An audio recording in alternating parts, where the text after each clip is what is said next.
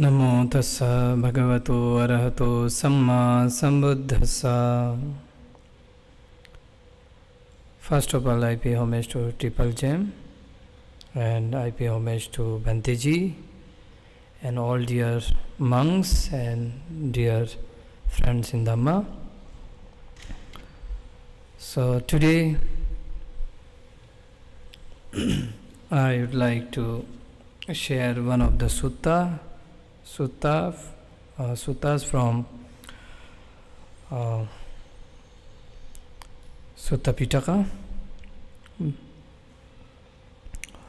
There is one sutta where Lord Buddha told about how to repay our parents, our mother and father. So in that sutta, the Buddha said there are two persons.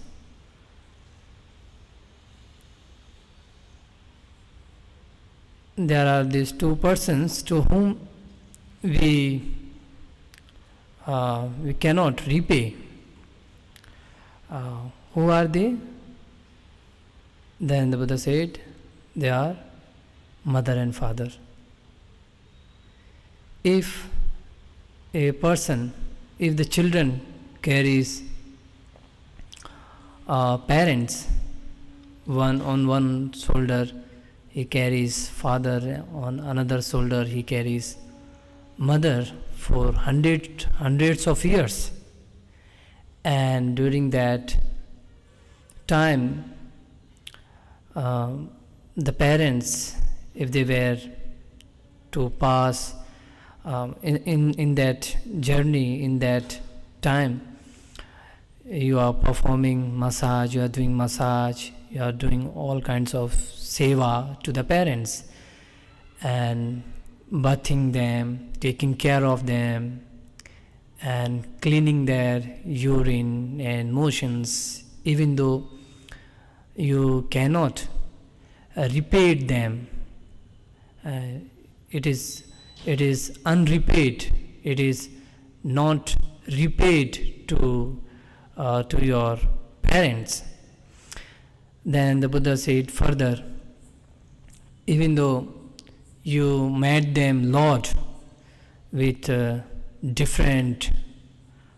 full of precious jewels, wealth, gold coins of different houses, and you are giving all the great things to them, even though you are not repaid to your parents, because monks, they brought to the children in this world, and they nurtured them, they matured them. So when we hear in this context like nurtured or matured, the parents normally nurtured to the children. So we can understand normally parents nurtured physically, we understood, but we can also see the parents also give instructions how to live in this world, and they give different ideas how to behave ethically, rightfully, and some ideas, some educations regarding, some training regarding politics, good politics, bad politics, and they train in a right way.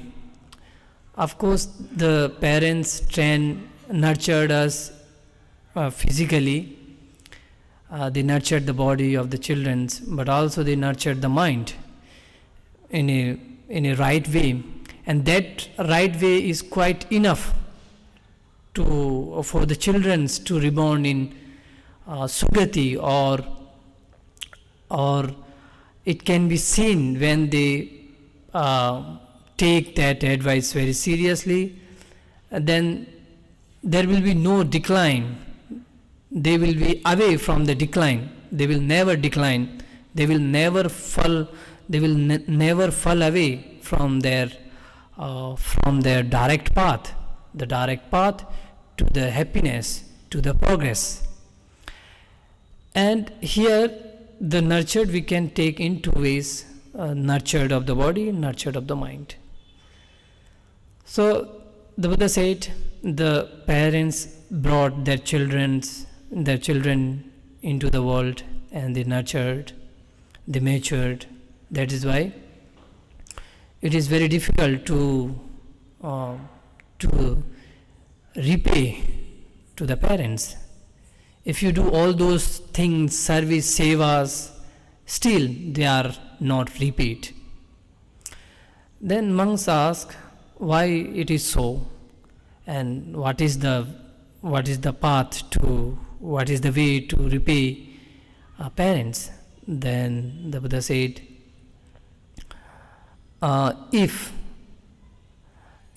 the parents are not confident, then you should establish them, inspire them, establish them into the confidence, saddha. So what is the confidence? The confidence is which bring us the purity of the mind by practicing a particular teaching, which brings purity of the mind, which brings happiness of the mind, prosperity of the mind, which also which we can see here in this very life. So to build this confidence in the Dhamma, in the practice. Of course, the confidence in many ways. Say, some of the meditators who practice meditation in the method or in the tradition of the Buddha, or in the Buddha's path, so they have to have confidence in the Buddha, Dhamma, and the order of monks, because to not confuse,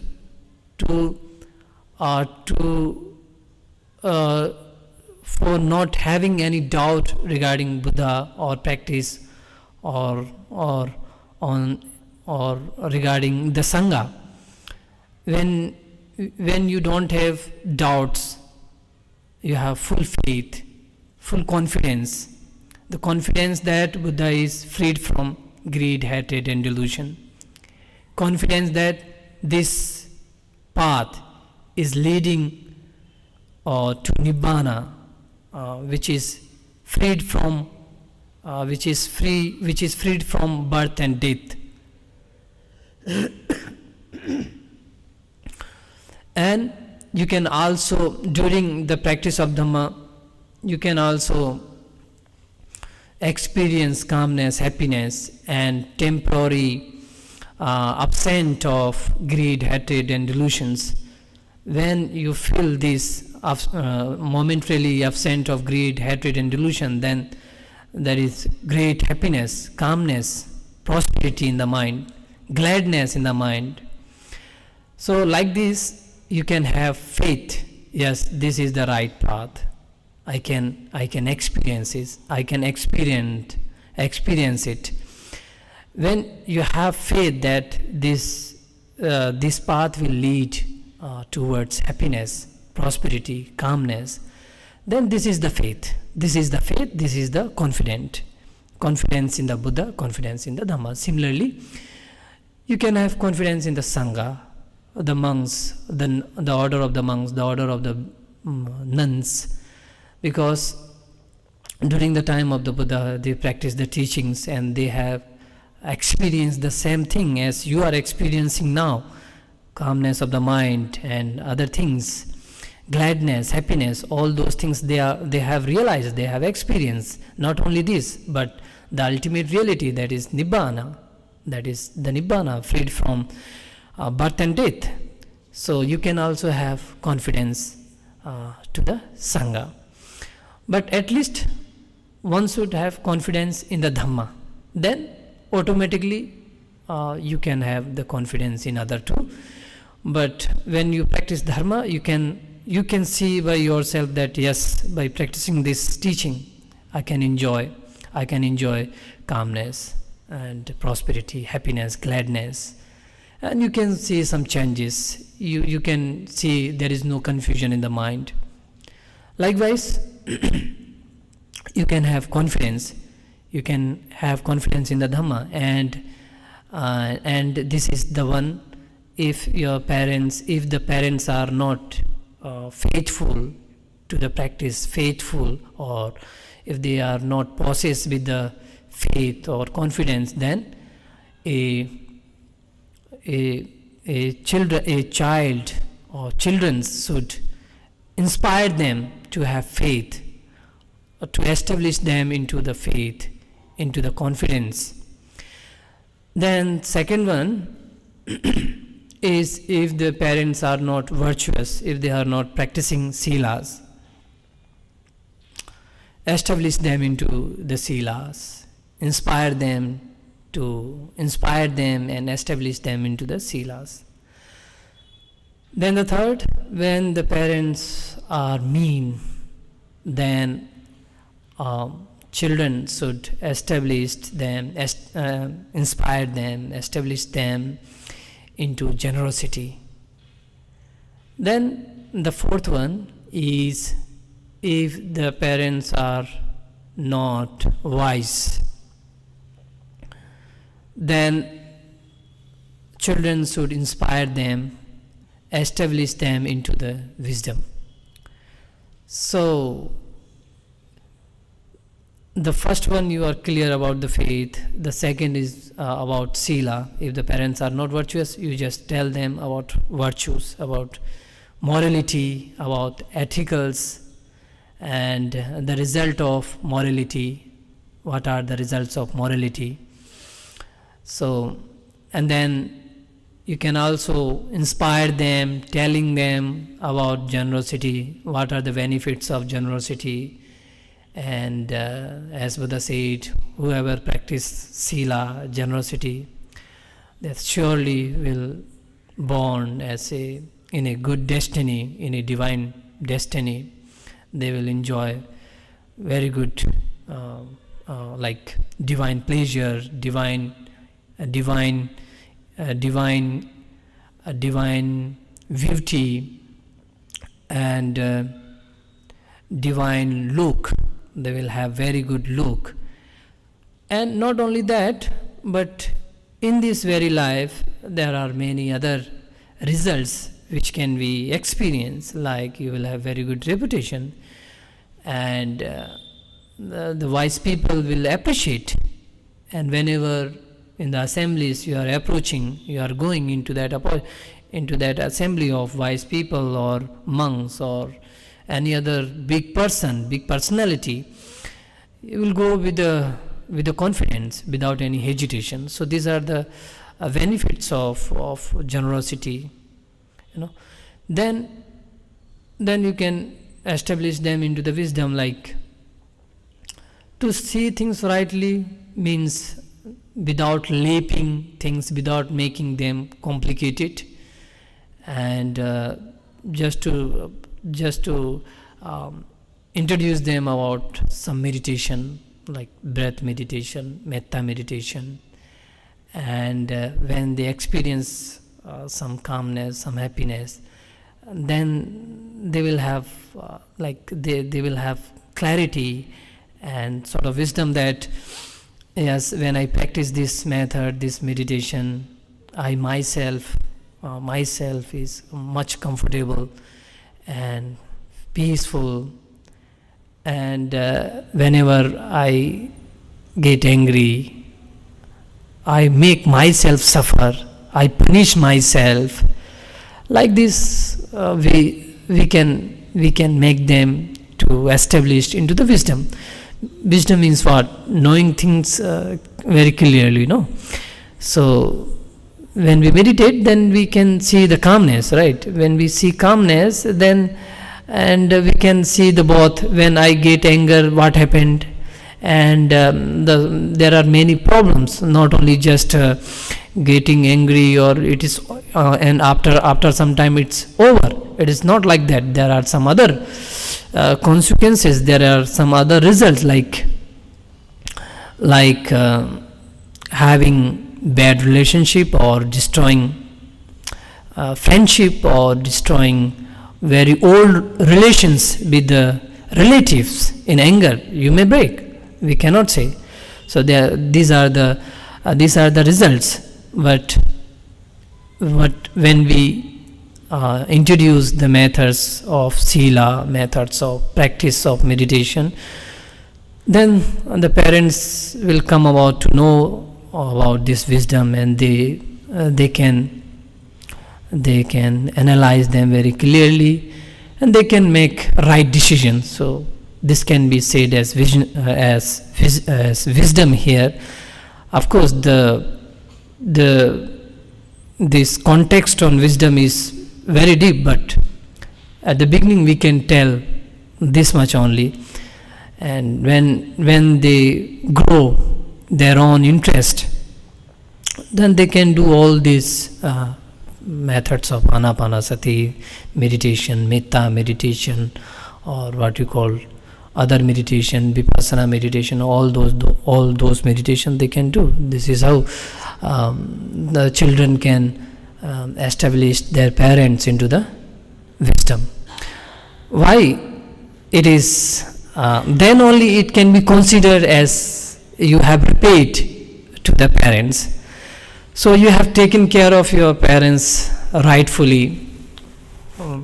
You serve them. You have done massage and many other sevas to your parents. But all those things are correct for this life. You can serve them for this life. But when you teach these four things, introduce these four things, inspire for these four things, and you established parents into these four things, then you are serving your parents for the next birth. So wherever they go, they will be in happy destiny. And if the parents become very sincere, then we cannot say they may get enlightened in this very life. They may be enlightened in this very life. So that is why Buddha said, when you established your parents into these four, then you have repaid to your parents. With this short Dhamma talk, I conclude here. Sadhu, sadhu, sadhu.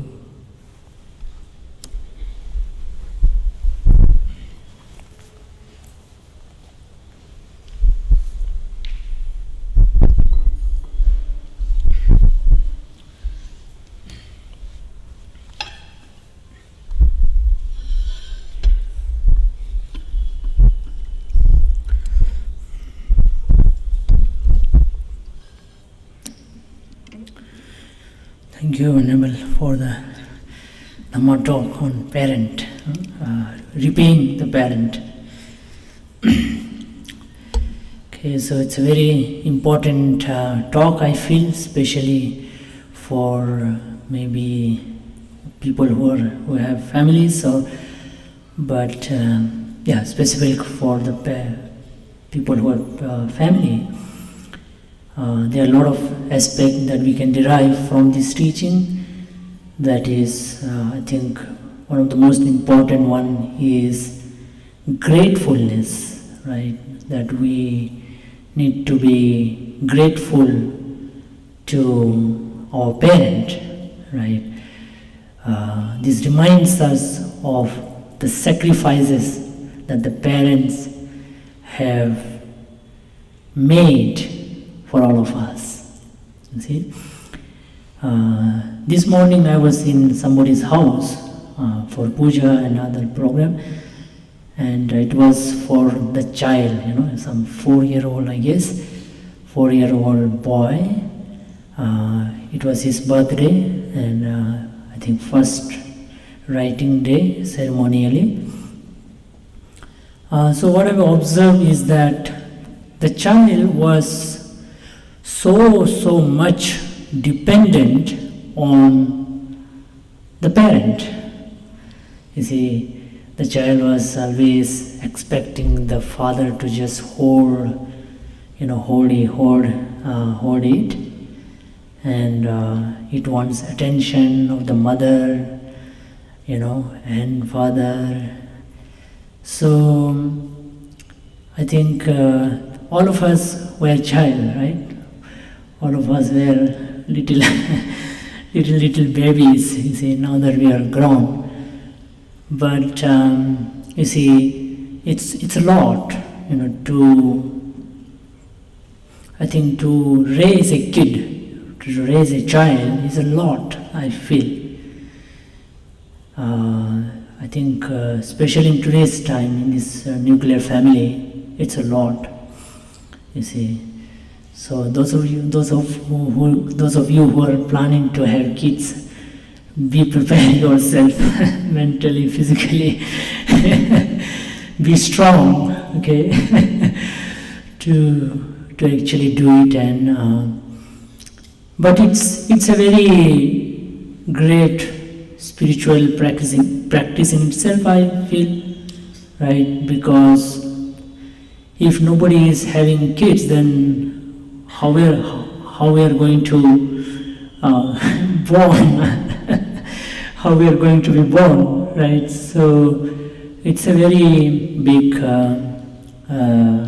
spiritual practice if it is done in the right way, if it is done in the proper way, if it is done in a kind way, and in a very in a very wise way, actually. So I think parenting is really great. Of course, a lot of challenges in it, but without challenge, I feel you might not even enjoy it, right? If things are going, everything is just going smooth, I feel you will feel bored. If you don't have a lot of challenges in your life, you will feel really bored, right? Isn't it? Just ask yourself. You will really feel very bored. So I feel challenges are something that should be celebrated, right? It should be celebrated. Because behind the challenge, if taken rightly, in the right way, as Bhante was saying, taking it in the right way, so those challenges are great, are important, and specifically in the context of raising a child is really great, because it is motivated by love, right? It's not like a job, right? You do job to earn, right? Your job, sometimes you may enjoy, sometimes you may not enjoy, sometimes you may like, sometimes you may not like. But when it comes to raising a child, it's emotion, right? It's love, it's care, it's that connection that you have. So, and especially mother, right? Keeping the child in the womb for 9 long months is, I think, quite a big challenge, sacrifice, and all those sleepless nights, while the child inside the womb, and when the child comes out, all those sleepless nights, all those challenges. So I think it's really wonderful and great and beautiful and noble. Those of you who are parent or think going to be parent, you see, it's something really important. So now what do you do, right? To the least you can do is, of course, to take care of your parent, as Bhante was mentioning, is something very basic, to take care of your parent in the best possible manner, you see, because when they are old, they are like you when you are a child. So when you were a child, they were taking care. Now that they are old, it's your time to take care of them, you see. It's very important because that is a spiritual practice, that's an experience, that's a very important spiritual practice, that's a very, that gives you, if done in the right way, in a gratefulness, as I was mentioning, that as one place Buddha said, Katanyu Katavedi Sappurisa Lakhanam, which is, those who are grateful is a sign of a noble person.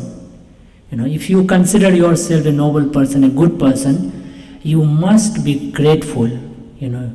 Gratefulness is something that makes you noble, because it makes you more, I guess, when you are grateful, it makes you more maybe humble, contented, and more contented and humble, I feel, because you are dependent on people, right? You are dependent on your parent when you were a child. So you feel that you are dependent, so you are no more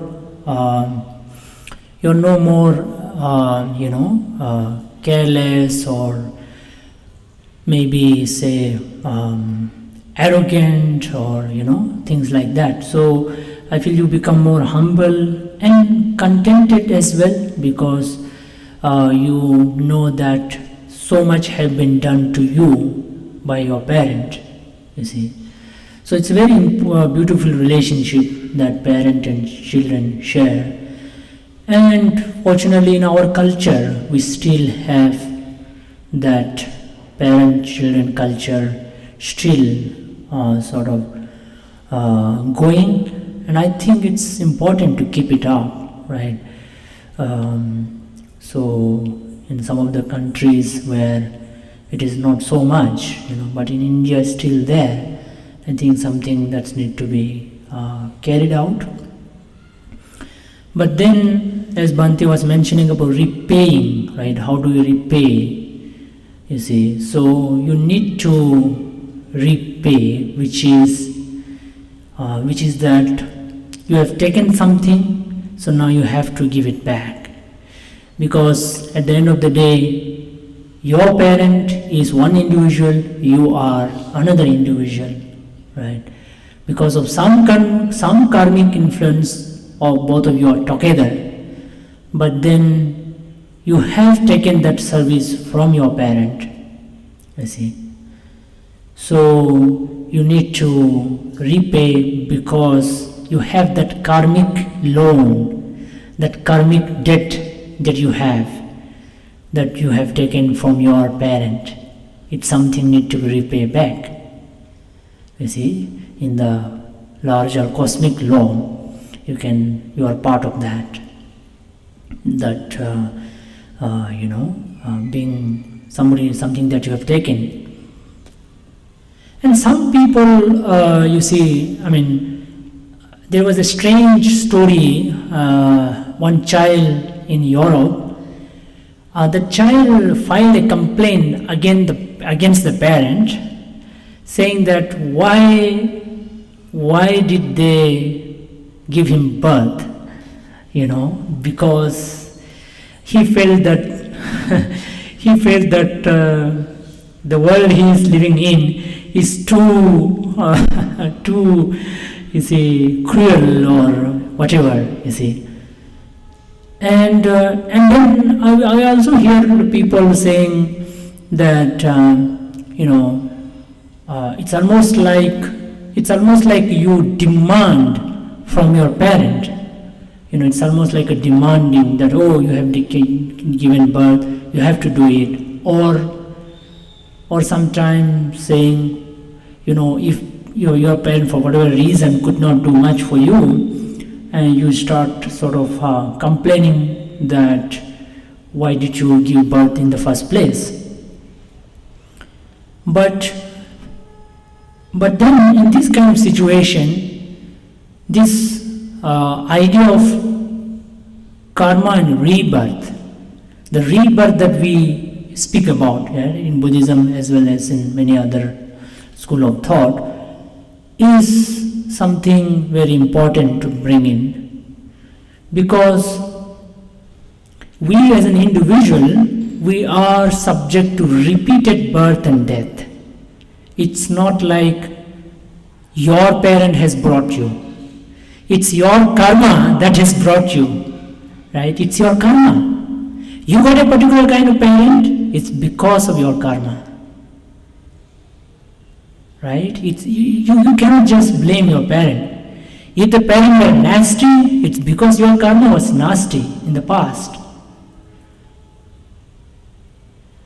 So it comes down to the karma and rebirth. So you anyway had to come to the world, if not through your existing parent, through some other parent you might have to come anyway. You have to come to this world anyway, because you have certain karma that wants you to be reborn in the human world, and that to a particular kind of parent because of your karma. So this idea of karma and rebirth really works well here. Otherwise, what do you say? I mean, you start just complaining your parent all the time, saying that, oh, this parent, And these days, you hear a lot in this field of psychology or, psychology or something, they always speak about every problem somehow is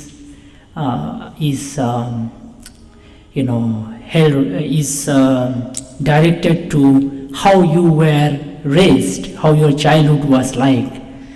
Somehow it has been thrown there. It almost like singling out that cause, that is the cause. Everything that's happening now is because what happened during your, say, childhood, But then in that process you start blaming your parent. You start blaming your parent, which is very worst, I feel, because in my last talk, I think on last Sunday, it was about this idea of blaming yourself or others or both, something like that. It was in my last talk. So you cannot single out anybody, any particular reason, condition as the cause for your problem or difficulty. Buddha said it is the causes and condition. There are a lot of causes and multiple causes and condition about which most of it you are not even aware. You are not even aware how it is so complex.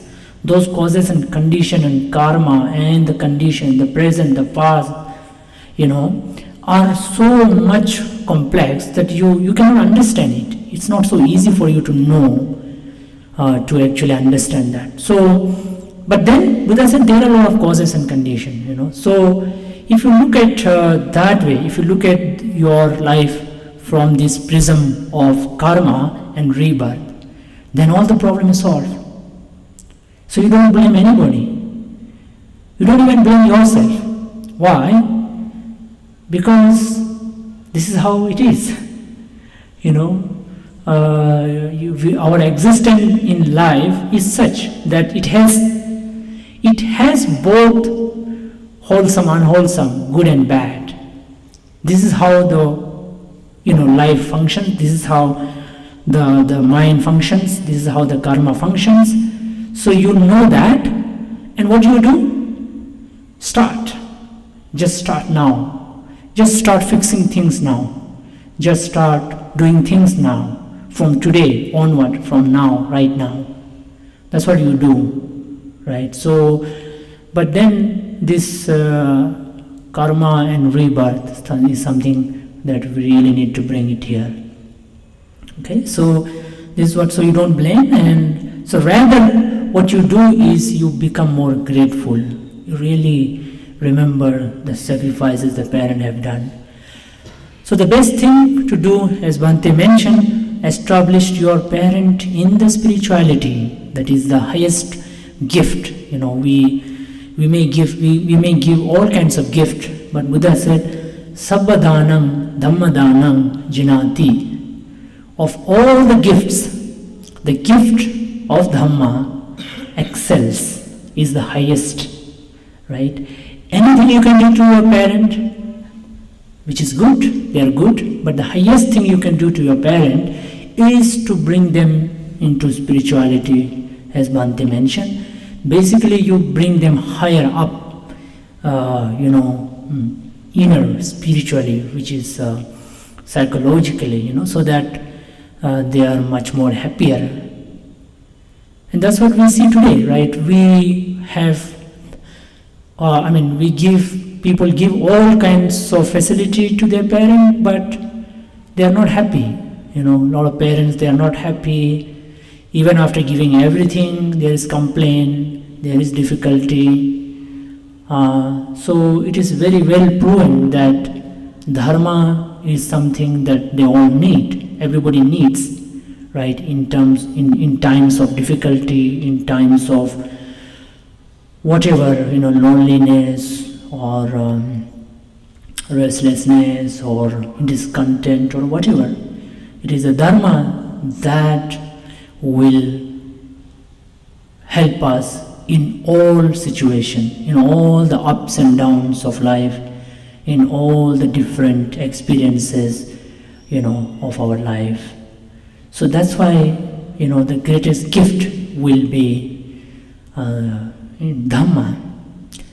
So, next Sunday, bring all your parents. Okay? Okay, so so try to just establish them in Dharma. Okay? But first establish yourself, okay, before you establish others or parents. That's one of the important thing, because a lot of time we ourselves is not well properly established, and we try to bring everyone, and then we miss it. We are not able to convince them because we are still not ourselves convinced about what we are doing, about the spirituality. So please do understand yourself first and see how it functions and works, and how it is helpful and beneficial. Then maybe your parent, But of course, in whatever way you can just, help them to sort of, bit by bit, some bits and pieces of Dharma you can actually put in them. And I feel one of the best way would be you yourself actually practicing and be an example, example yourself, because then the parent will also see something in you, some sort of changes in you. Then they will be in a position or in a mood to actually hear. Otherwise, they will be like, "Shut up, you are my kid," or whatever. So I think you have to yourself establish in Dhamma, and that way, you can actually do to your parent as well. Okay, so today's talk about parent and children relationship, and how it is important, and what are the aspects that we need to take care of, or to look into when we think of parent and children relationship, because we are all in some way parent and children. Some of you are children, some of you are maybe going to become parent. So it's a very important relationship that we need to develop and nurture for ourselves and for the community and for the society. Okay, so with this, I think we come to the conclusion of today's evening, and thank all of you for coming and spending time with us here. And I encourage all of you to show up every Sunday as much as you can, as much Sundays as you can, for your own happiness. Okay, so I think with this we conclude. I wish all of you good health, happiness, peace and joy. May you all be free from harm and danger, sickness and worries. May all your wishes be fulfilled. May you all progress on the path of Dhamma. And may you all achieve the ultimate happiness of Nibbana. And also now let us share our love, our metta with all the beings in the universe. Sukhe bhaveyane dukkha anicam aham viyaya hitacha me sukhe honto chataverino imam higama ketam he satanto sukhe sada tato jeso chakhavale sujan sadhu sadhu sadhu.